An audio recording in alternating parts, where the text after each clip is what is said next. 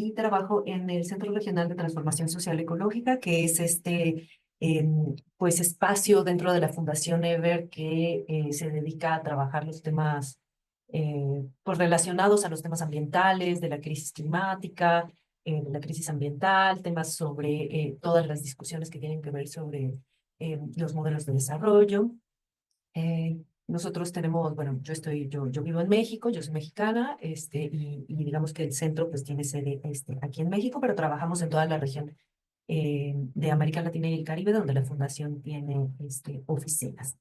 Entonces, ¿de qué les quiero hablar en esta sesión? Bueno, vamos a básicamente a un poco discutir, ¿no? De qué se trata la transformación social ecológica, ¿no? Que es el nombre que lleva este centro y por qué es importante hablar de esto en nuestra región.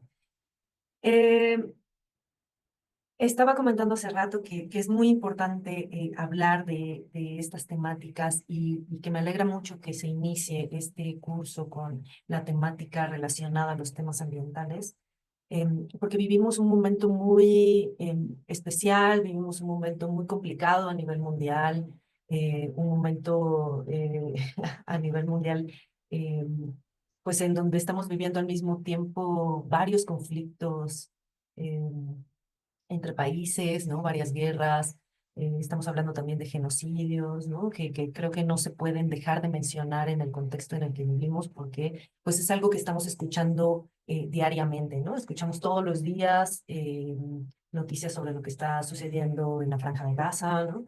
Estamos escuchando todos los días también noticias sobre el conflicto entre Rusia y Ucrania, que ya lleva varios años y pues no se ha logrado llegar a un acuerdo, ¿no? Y a un cese.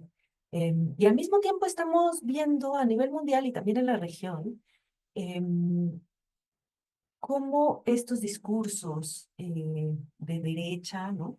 Ya Sara habló, digamos, un poco del trabajo que hace la Fundación y de por qué es importante hablar de la democracia y trabajar, ¿no? Para la democracia, para seguir, digamos, promoviendo la democracia y que nuestros sistemas sean democráticos.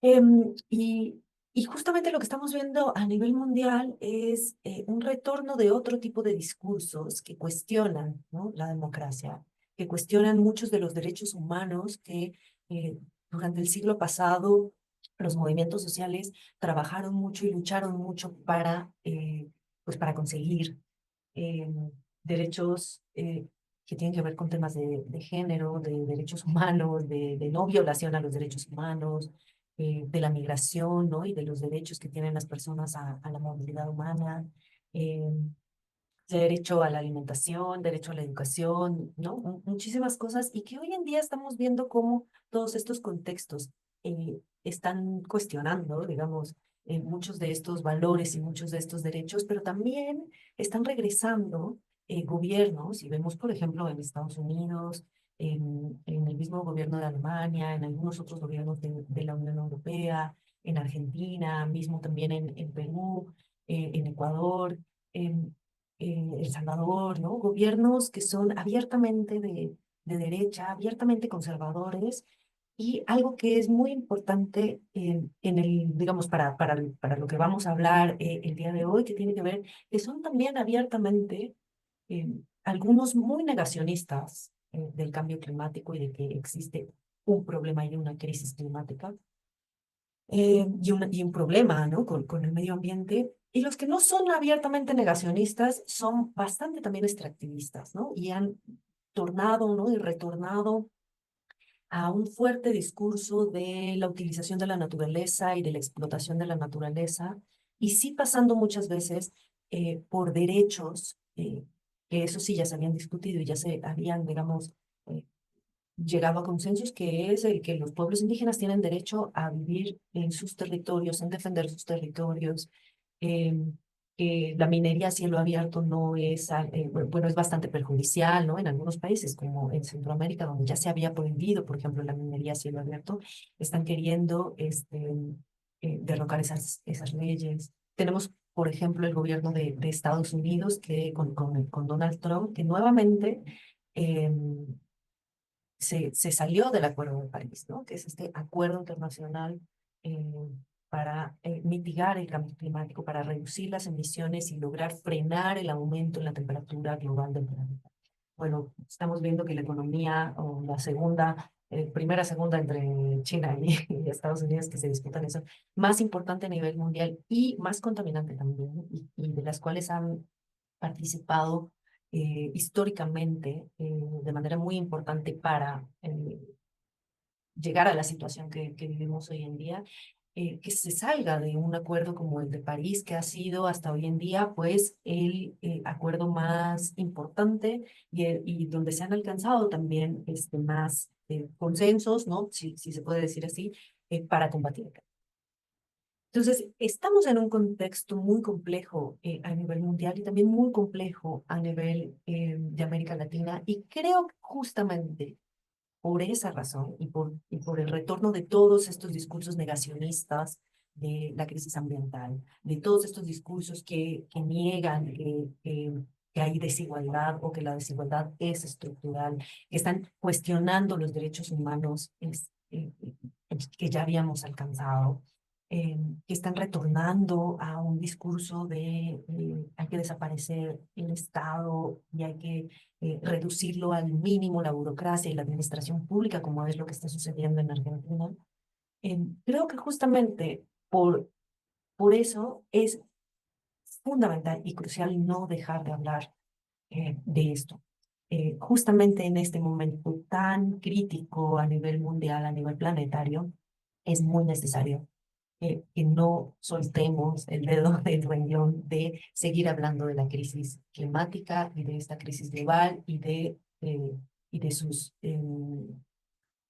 y de las causas de estas crisis, de las consecuencias y de las alternativas que podemos tener. Así que bueno, pues partiendo, ¿no? De este escenario un poco catastrófico en el que pues nos toca vivir, ¿no? Hoy en día, pues sí, partimos, digamos, de que tenemos o existe una crisis global y que es multidimensional y que no es únicamente una crisis económica como, digamos, las grandes corporaciones y las grandes organizaciones multilaterales de la economía, como el Fondo Monetario Internacional, quieren hacer creer que esto es una crisis únicamente económica. Es una crisis social y es una crisis ambiental. Y es una crisis estructural, digamos, que se basa en la desigualdad estructural y en el desarrollo y en el deterioro ambiental. Es una crisis que tiene que ver con nuestra civilización, ¿sí? Varios ya autores ambientalistas y filósofos han hablado de cómo lo que vivimos hoy en día es una crisis que pone en cuestión eh, nuestra civilización misma, ¿no? Y el objetivo y los valores y, digamos, el pensamiento de nuestra civilización, donde eh, estamos viendo que estamos deteriorando cada vez más, contaminando y destruyendo los ecosistemas y los recursos naturales sobre los que se sustentan nuestras sociedades y nuestra vida. Eh, Absolutamente ninguna especie puede sobrevivir sin agua y sin alimento. Y sin embargo, estamos cada vez más contaminando nuestras fuentes de agua, deteriorando sus ecosistemas, destruyéndolas. Y eso, ¿no? Desde esa parte tan fundamental nos hace pensar, ¿no? Y muchos de estos filósofos han dicho, bueno, ¿cuál es el sentido nuestro como sociedad si estamos destruyendo lo que nos sostiene, ¿no? Los pilares, nuestros pies, ¿no? Sobre los que estamos parados. ¿Cuál es el sentido de nuestra sociedad moderna? Otros autores también han hablado sobre, digamos, que las causas, ¿no? De esta crisis civilizatoria tiene que ver con el antropoceno, capitaloceno, que así le han llamado a esta nueva etapa, ¿no? Así como las etapas geológicas que se habían, que todas y todos estudiamos en la primaria, en la secundaria, ¿no? En la preparatoria, de cómo fueron las etapas históricas geológicas del planeta, donde el ser humano como especie ni siquiera existía. Lo que dicen algunos autores es que hemos llegado a modificar tanto el planeta, eh, que somos la especie que ha llegado, digamos, a modificar los patrones del planeta y sus ciclos biogeoquímicos, entre ellos y principalmente el ciclo del carbono, ¿no? Que es pues se explica por la emisión de gases de efecto invernadero, principalmente el dióxido de carbono a la atmósfera, que son elementos que ya existían o que ya existen de por sí, digamos, en la atmósfera. Sin embargo, el ser humano ha generado tanto impacto en el planeta eh, que ha logrado cambiar ese ciclo natural que se venía dando y que se fue construyendo en la historia del planeta durante millones de años, ¿no? Pero no solo el ciclo del carbono, estamos hablando del ciclo del agua, porque gracias a la modificación de este ciclo del carbono y de, digamos, los componentes de la atmósfera, los patrones de lluvia han cambiado también y el cómo se distribuye el agua en el planeta y en nuestros ecosistemas también ha cambiado. Hemos cambiado también otros ciclos de nitrógeno, ¿no? Otros ciclos que tienen que ver mucho más con el suelo, por ejemplo, en fin, ¿no? Hay una modificación, hay un impacto por parte de la especie humana sobre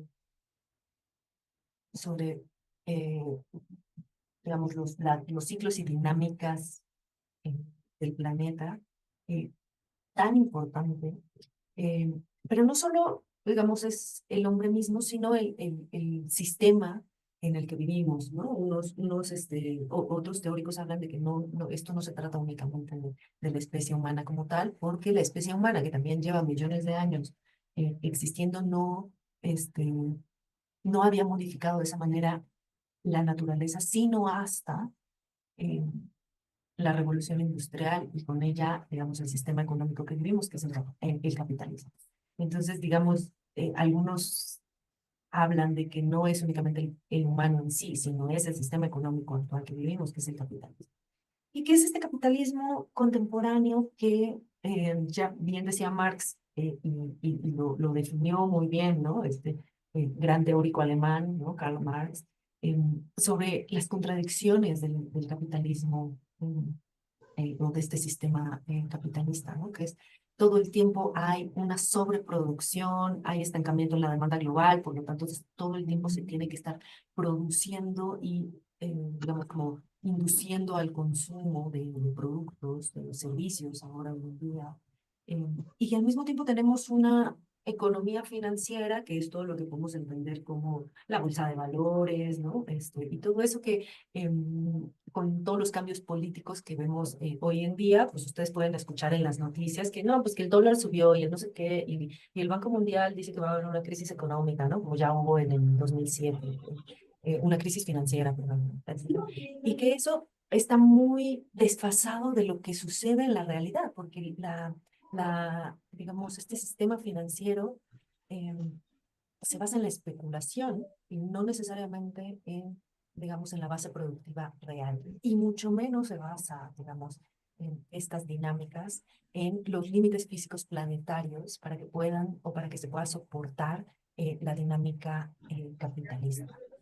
¿Qué vemos en nuestra región, a nivel mundial? ¿Qué vemos, no? ¿Cómo podemos nosotros exponer esta desigualdad estructural y ambiental y esta crisis? Bueno, pues en términos ambientales estamos viendo ya el aumento ya probado, ¿no? Por los científicos. Se esperaba que no llegáramos, ¿no? Al 1.5, digamos, ese era como la meta, una de las primeras metas, ¿no? El no llegar al aumento en la temperatura global del planeta, que no aumentara a 1.5 grados. Bueno, hoy en día ya tenemos ese aumento de 1.5 grados. Ahora se está esperando no llegar al 2, ¿no? Y supongo que mientras vayamos avanzando en las décadas, vamos a ir esperando que no siga. Digamos, esa cifra se va a ir recorriendo, pero desgraciadamente no hemos logrado como humanidad frenar ese aumento en la temperatura que durante casi 3 décadas, porque estamos por la tercera COP de cambio climático, se ha venido eh, intentando frenar, ¿no? ¿Y cómo se ven, digamos, estos efectos de este cambio climático, pero no solo del cambio climático, sino también de estas crisis ambientales, que no solamente es el aumento de la temperatura, ¿no?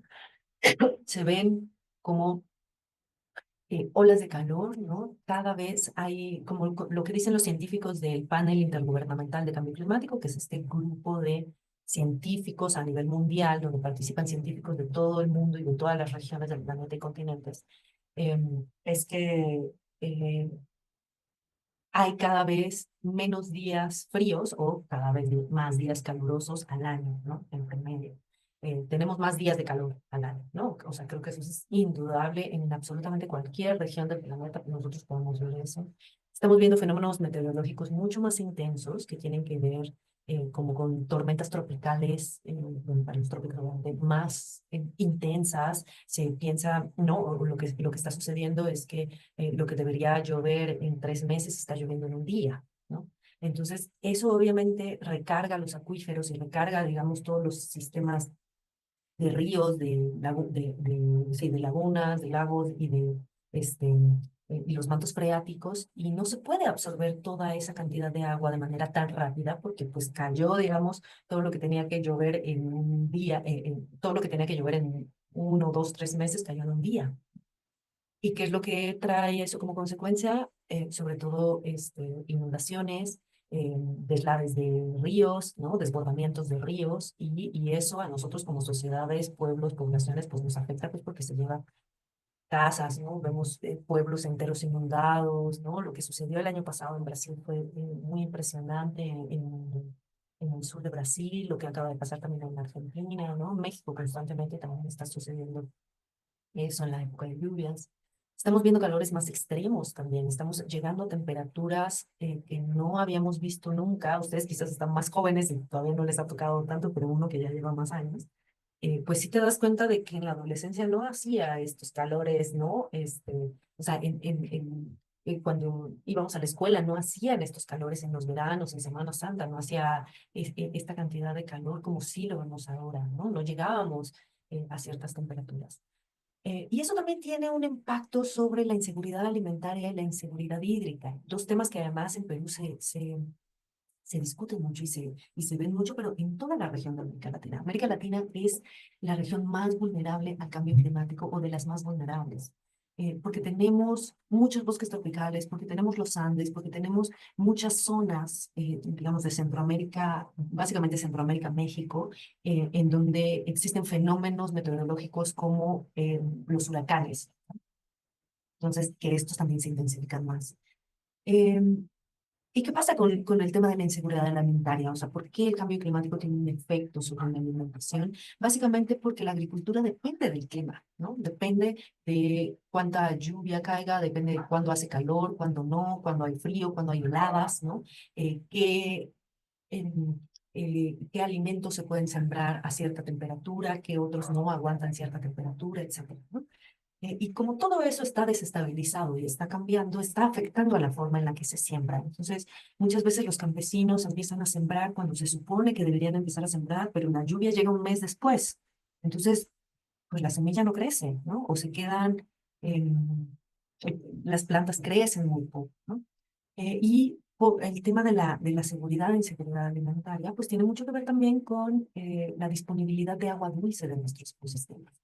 Perú en particular, que pues tiene el ecosistema andino, ¿no?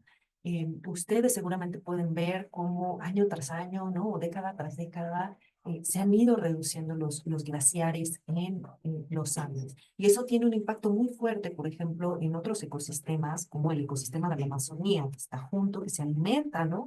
Del agua y de la disponibilidad de agua de los Andes.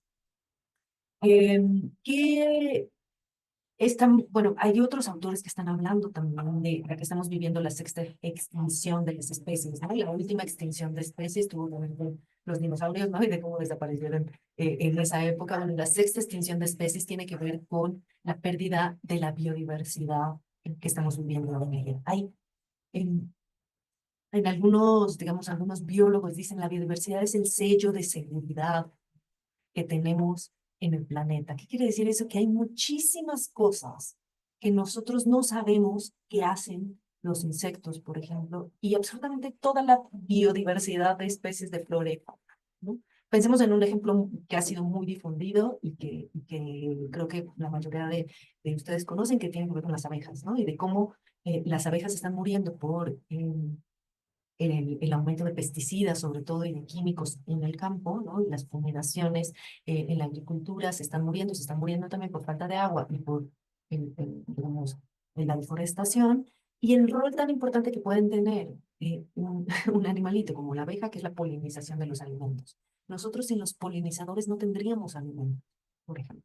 Y esto es súper importante tenerlo en cuenta, sobre todo cuando, digamos, estamos pensando que no es solo una crisis ambiental, digamos, y solo hace más calor y bueno, hay menos árboles, ¿no? Y el río que está ahí ya no está. Estamos pensando que los efectos que está teniendo esto es que nos van a afectar a nosotros como sociedades, pero también a las otras especies. Estamos viendo, bueno, la contaminación de fuentes hídricas, ¿no? Y la excesiva producción de residuos o basura, ¿no? Básicamente podemos hablar no solo de la contaminación terrestre, ¿no? Sino tenemos la contaminación del mar y todos los residuos que se van hacia el mar, ¿no? Tenemos esta isla gigante en el Pacífico, es una isla de plástico donde además ahora parece que ya hasta hay animales que habitan en esa isla, ¿no? Que es una gran isla llena de plástico, perdón, formada de plástico que va moviéndose en el Pacífico, ¿no? Por las corrientes que llegan ahí y llevan, digamos, como todos los residuos, la basura que se vierte a los mares. Eh, y ya en términos, digamos, sociales, ¿no? Que seguimos observando, pues que básicamente esta idea de que el capitalismo saca de la pobreza a las personas pues no ha sido tan así, ¿no? No ha sido, digamos, propiamente así, y lo que vivimos hoy en día o seguimos viviendo son sociedades sumamente desiguales. Y América Latina sigue siendo la región más desigual del planeta, ¿no? Y tenemos a las personas más ricas, más pobres, ¿no? Aquí eh, digamos, la diferencia entre la brecha, ¿no? Entre los que ganan menos y los que ganan más es abismal. Eh, ¿Qué significa eso? Que tampoco hemos podido, digamos, combatir no solo la pobreza, sino el hambre, ¿no? La desnutrición infantil, las muertes infantiles, el acceso a cosas tan básicas como agua potable, el acceso a alimentación, el acceso a la salud, ¿no? Nada de eso está completamente asegurado en nuestros países, ¿no? Estos son algunos ejemplos, bueno, ¿no? De la deforestación, ¿no? En los bosques. Esta foto que ven acá, ustedes acá abajo a la izquierda, es el Río Negro, que es uno de los afluentes más importantes de la Amazonía brasileña, completamente seco, ¿no?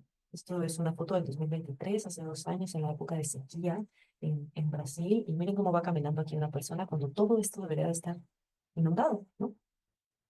Y esto es la foto de el derrame que hubo hace poquito en Ecuador, en el norte de Ecuador, en la provincia de Esmeraldas, que tiene varias refinerías y extracción de petróleo, y que hubo un derrame muy impresionante y creo que ha sido de las catástrofes de contaminación más grandes también en la región, que ya ha pasado muchas veces, ¿no? Pero esta ha sido como muy fuerte. Y ahí vemos, ¿no? Cómo eh, el río está negro, ¿no? Lo que vemos acá es que el afluente del río está muy contaminado por petróleo y eso toma muchísimo tiempo para limpiarlo, ¿no? Entonces, digamos, ¿por qué, no? ¿Por qué hablar de una transformación social ecológica? ¿Por qué seguir hablando del cambio climático? ¿Por qué seguir insistiendo, ¿no? En que hay que hacer algo por esta crisis climática que vivimos? Básicamente, pues, porque necesitamos nuevas narrativas, ¿no? Necesitamos nuevas narrativas que cambien el concepto que tenemos de crecimiento económico, el concepto que tenemos de desarrollo económico, ¿no? Y de desarrollo de nuestras sociedades, porque ese desarrollo que además se habla por todos lados, es impresionante que seguimos escuchando a todos los políticos hablar que si se construye esa carretera y se tumba la selva, vamos a tener desarrollo. Y que este nuevo megaproyecto lo que va a traer es desarrollo. Y exactamente nadie sabe describir qué es el desarrollo, ¿no? Simplemente es una palabra que los políticos la pronuncian y los economistas lo pronuncian y lo pronuncian. Eh, pero ese desarrollo se basa en la explotación irracional de los recursos naturales. Se basa en no ver los las dinámicas de regeneración de nuestros ecosistemas, en no ver los límites básicamente que tienen los ecosistemas, el suelo, la selva, los bosques, ¿no?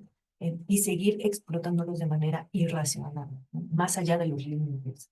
Mm, Y entonces, pues necesitamos seguir hablando de esto y necesitamos encontrar nuevas narrativas para caminar hacia otro tipo de desarrollo y pensar alternativas, ¿no? Pensar en otras alternativas que no sean únicamente el crecimiento económico infinito. Y eso es el capitalismo. Si tenemos que describirlo, digamos, relacionado con temas ambientales, tenemos la forma más fácil de describirlo es que el capitalismo es un sistema que no respeta los límites que tiene la naturaleza y los límites de regeneración de la naturaleza y que la sobreexplota. Entonces, bueno, desde el Centro Regional, ¿no? De Transformación Social y Ecológica, hace años, pues se pensó en esta, digamos, intento de hacer una nueva narrativa, ¿no? Que vaya a cuestionar eh, este concepto de desarrollo, que cuestione eh, nuestra sociedad, nuestras sociedades en las que vivimos, y que pueda buscar, digamos, alternativas y que pueda pensar, ¿no? ¿Qué de lo que tenemos podemos cambiar y que deberíamos, ¿no? Seguir fomentando? Entonces, algo que es indudable es que lo que sí o sí necesitamos es fortalecer el Estado democrático y seguir creyendo en la democracia y pensar que es hasta ahora pues el mejor sistema político que hemos encontrado para tomar decisiones de manera más equitativa, de manera un poco más participativa, así con muchos matices, evidentemente, y creo que hay experiencias locales que también pueden darnos ejemplos de otro tipo de participaciones. Sin embargo, a nivel nacional, no a nivel, digamos, necesitamos pensar en un Estado democrático, en un Estado social de derecho. ¿Qué significa esto? Fortalecer, digamos, fortalecer la estructura del Estado, fortalecer la administración pública, fortalecer las instituciones que aseguran los derechos y aseguran que exista un Estado de derecho. Fortalecer las regulaciones, ¿no? Sobre todo las regulaciones ambientales y las instituciones ambientales. Estaba el otro día escribiendo un prólogo para un informe de una contraparte de la FES en Argentina, ¿no? Y el informe, pues era básicamente sobre temas de cambio climático, y un poco actualizar sobre la situación mundial, la situación regional y la situación de Argentina. Y uno de los artículos decía que, pues básicamente la Secretaría de Medio Ambiente en Argentina, ahora con el gobierno de Javier Milei, la redujeron a subsecretaría y le quitaron muchísimo presupuesto y le quitaron muchísimas de las atribuciones que tenía. Básicamente desregularon el sector ambiental. ¿Para qué? Para fomentar el extractivismo, para fomentar la explotación de los recursos naturales, ¿no? Bueno, eso es una cosa que deberíamos de evitar, ¿no? Necesitamos instituciones que fortalezcan el cuidado del medio ambiente, que fortalezcan pues sí, la legislación ambiental, que protejan nuestros ecosistemas y los servicios ecosistémicos. Necesitamos digamos, hablar también de democracia, ¿no? Hablar de un Estado democrático fuerte significa también hablar de que tiene que ser un Estado transparente, que tenga acceso a la información pública y donde la ciudadanía pueda participar, ¿no? Creo que todo esto es importantísimo y sobre todo pues en un momento en donde se está cuestionando, ¿no? Países como Estados Unidos están cuestionando fuertemente también la regulación que tiene el Estado en ciertas cosas. Por ejemplo, parece que hay un plan de que quieren desaparecer, así, desaparecer el Ministerio de Educación, porque dicen que no sirve, ¿no? Y que la educación en Estados Unidos es muy mala, la educación pública, y en vez de fortalecer las políticas públicas de la educación, lo que quieren hacer es básicamente desaparecer el Ministerio de Educación. O sea, yo eso no lo puedo como ni siquiera concebir, ¿no? O sea, que un país no tenga un ministerio, ¿no? Una secretaría que regule la política pública de educación, bueno, y no solo la pública, ¿no? La privada también, que regule la educación de la población. Parece impresionante. Necesita otro, digamos, de los elementos que hemos discutido acá, es que necesitamos cambiar nuestros sistemas de producción, ¿no? Diversificar, por lo menos en América Latina, donde durante décadas, después de las independencias, pero desde la colonia, nuestras economías se han basado en la extracción de recursos naturales, ¿no?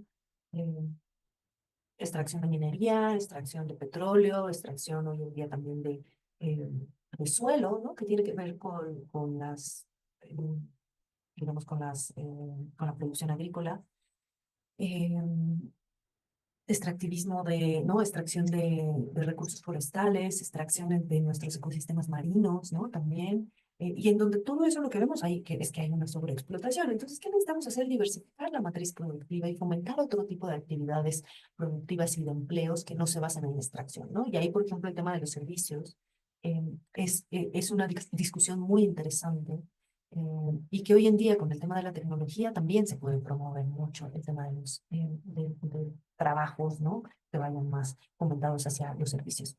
Necesitamos sí o sí también promover una agricultura sustentable. América Latina es una gran productora agrícola a nivel mundial.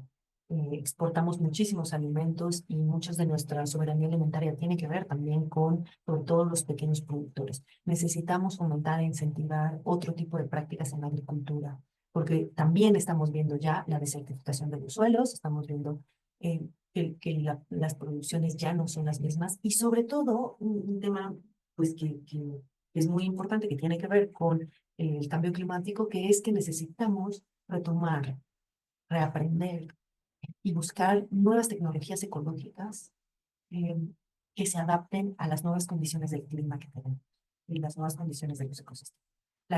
La agroecología es una gran aliada para eso, pero no solo eso, sino la agricultura tradicional local, eh, la agricultura de los pueblos indígenas, que hay muchísimo conocimiento allí, también necesitamos retomarla. Necesitamos retomar otro tipo de espacios de comercialización en donde achiquemos las distancias entre productores y consumidores y achiquemos el número de intermediarios.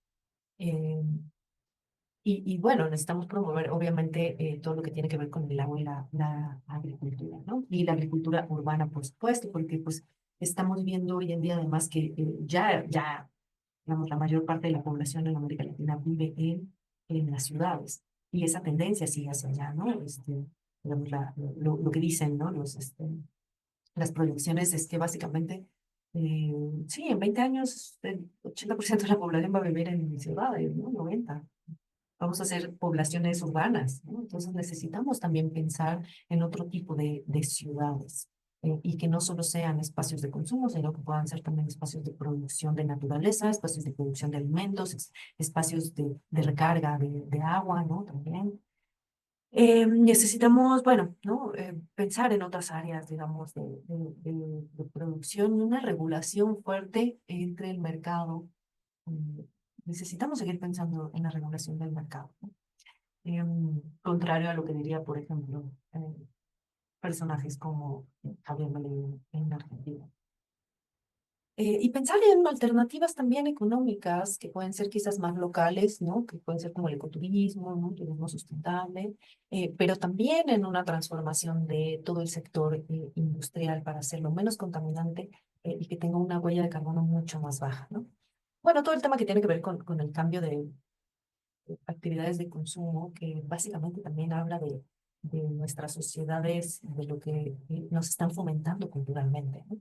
Pero el hiperconsumismo, ¿no? Eh, También fomenta muchas otras cosas, como por ejemplo el tema de la energía, ¿no? La mayor parte de la energía que se usa hoy en día no es para satisfacer necesidades básicas en nuestra casa, es para la producción. La industria es quien consume más electricidad. Eso y ¿cómo se llama? El transporte en América Latina en nuestro caso, ¿no? Porque el transporte, digamos, no solo de materiales, ¿no? De mercancías, sino también el transporte humano. Necesitamos pensar en la obsolescencia programada y regularla. Ya existen hoy en día iniciativas, sobre todo en Europa. Francia es el primer país en donde ya se pensó en una ley para regular la obsolescencia programada, que es esto de que, pues, no sé, el celular dura 3 años y después dura 3 años y bueno, ¿no? Hay que cambiarlo, etc. Ya voy a apurarme porque ya tomó mucho tiempo. Necesitamos pensar en otro tipo de territorios, y esa relación, ¿no? Entre campo-ciudad, ¿no? Recuperar nuestros ecosistemas, recuperar todo lo que podamos, ¿no? De nuestros ecosistemas y conservar los que ya tenemos. Necesitamos pensar en algo de lo cual se está hablando mucho hoy en día y que es sumamente interesante, que es la posibilidad de la capacidad de restaurar nuestros ecosistemas. No solo pensar, bueno, ya, ¿no?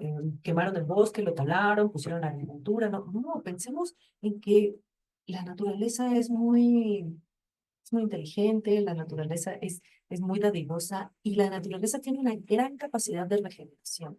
Entonces, creo que eso es sumamente importante porque luego creo que nos deprimimos cuando vemos que, ah, no, pues ya talaron la selva, bueno, ya no hay nada que hacer. No, no, sí hay cosas que hacer.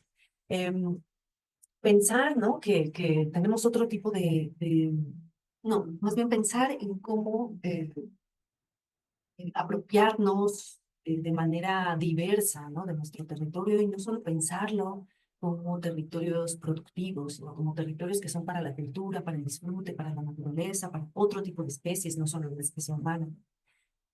Bueno, necesitamos básicamente repensar también la tecnología, ¿no? ¿Para qué queremos la tecnología? ¿Cómo la usamos? ¿Y qué tipo de tecnología queremos? ¿No? Necesitamos retomar mucho de las tecnologías que ya existían en América Latina y que siguen existiendo, ¿no? Las ecotecnologías. Y necesitamos sobre todo como ser más creativos, porque de verdad lo que necesitamos hoy en día son de ecotecnologías en absolutamente todos los ámbitos de nuestra vida. Y para eso es bien importante articular, ¿no? Los diferentes tipos de conocimientos que tenemos. Necesitamos también repensar nuestras culturas y que no sea solamente una cultura del consumo y tampoco una cultura que no logre llegar a consensos. Una cultura que se base en la discriminación, ¿no? Como lo que está sucediendo en Estados Unidos, que están básicamente criminalizando y metiendo a la cárcel a las personas porque migraron para buscar otras oportunidades económicas como si fueran delincuentes, ¿no? Necesitamos una cultura de la diversidad, una cultura donde la diferencia sea aceptada y a partir de esas diferencias podamos generar consensos para fortalecer los derechos, ¿sí? Ya para ir cerrando, pasar a las preguntas y comentarios, que yo espero que tengan eh, comentarios y preguntas y que también ustedes puedan contar un poco de lo que ven, ¿no? Desde sus territorios y desde su país en relación a estos temas. Solo contarles algunos de los tres ejes, ¿no? Que trabajamos en el centro regional, que es todo lo que tiene que ver con la agenda climática. Pero además no son solo cosas que nosotros trabajamos, sino que en América Latina y que en términos de la agenda ambiental son ejes prioritarios, ¿no? Todo lo que tiene que ver con la agenda climática, con la justicia climática, es decir, quiénes están siendo más afectados por el cambio climático y cómo evitamos, ¿no? Que estas personas sean afectadas. El financiamiento climático, que es todo un tema muy interesante. Bueno, una discusión que está hoy en día en las COPs de cambio climático, que es el tema de las pérdidas y daños, adaptación y mitigación, y cuál es la visión que tenemos desde América Latina sobre el cambio climático y sobre lo que se tiene que hacer para combatir el cambio climático y dejar de pensar que tenemos que importar las soluciones que se nos están dando desde otros lugares, como por ejemplo la transición energética per se, ¿no? La transición energética sí o sí per se, cuando de repente en América Latina tenemos países que la matriz energética es 70% sustentable, ¿no? Porque está basada este, en hidroeléctricas, por ejemplo, ¿no?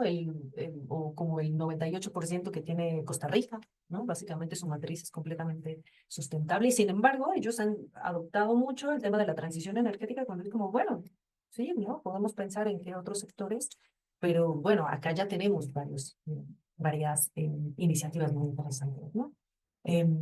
Todo el tema que tiene que ver con la justicia ambiental, que se relaciona pues como a todos los sectores extractivos y quienes están siendo afectados por el extractivismo, ¿no? Que en nuestros territorios pues son mucho los pueblos indígenas y los pueblos campesinos, los pueblos afrodescendientes. Todo el tema que tiene que ver con la contaminación y los daños ambientales y quiénes los estamos sufriendo Y que, ojo, esto es una cosa que no solamente, creo que hace décadas se veía mucho más esto como en el tema de las periferias, ¿no? En el tema de las personas que viven cerca de los basureros o cerca de los ríos contaminados, ¿no? Pero todas las personas que vivimos en ciudades y en urbes, hoy en día estamos sufriendo la contaminación atmosférica y la contaminación del aire, ¿no? Las ciudades en América Latina están sumamente contaminadas atmosféricamente, ¿no? Y eso es un tema que estamos sufriendo todas y todos los ciudadanos, ¿no? En todo lo que tiene que ver con la violencia, ¿no? Que se vive, que viven, ¿no? Todas estas personas por temas ambientales. Y ahí tenemos, pues, el trágico dato, ¿no? De que América Latina es la región más peligrosa para los defensores ambientales. Es la región donde más se asesinan personas que defienden el medio ambiente. Y bueno, hay un acuerdo que yo no sé si ustedes conozcan, pero que es sumamente importante para América Latina, que es el Acuerdo de Escazú, ¿no? Que es el acuerdo por el acceso a información, participación, acceso a la justicia en temas ambientales, que es, digamos, que pone las bases para que nosotros podamos seguir trabajando en temas ambientales, sobre todo para, accediendo a la información y participando. Y todo el tema que tiene que ver con la transición energética, que necesitamos hacer una visión desde América Latina, pensar para quién y para qué estamos produciendo energía, cómo se está produciendo y cómo se va a dar esta transición. Y ya para acabar, estas son básicamente un poco las líneas de trabajo que nosotros trabajamos, ¿no? Desde el centro, que es, bueno, el Acuerdo Escazú, la transformación de los sistemas energéticos en América Latina, pensar en una transición justa, bueno, varias colaboraciones con organizaciones internacionales, el tema del ecofeminismo, que lo hemos también trabajado, todo por lo que tiene que ver con política climática y las buenas prácticas eh, que estamos viendo ya en América Latina, que vemos que existen y que pensamos que es muy necesario replicarlas, difundirlas, que se conozcan y que se fortalezcan estas alternativas que ya tenemos para que pues podamos ir cada vez construyendo otro mundo, ¿no? Podamos regenerar nuestros ecosistemas, podamos combatir la desigualdad, podamos combatir las injusticias climáticas y ambientales que tenemos hoy.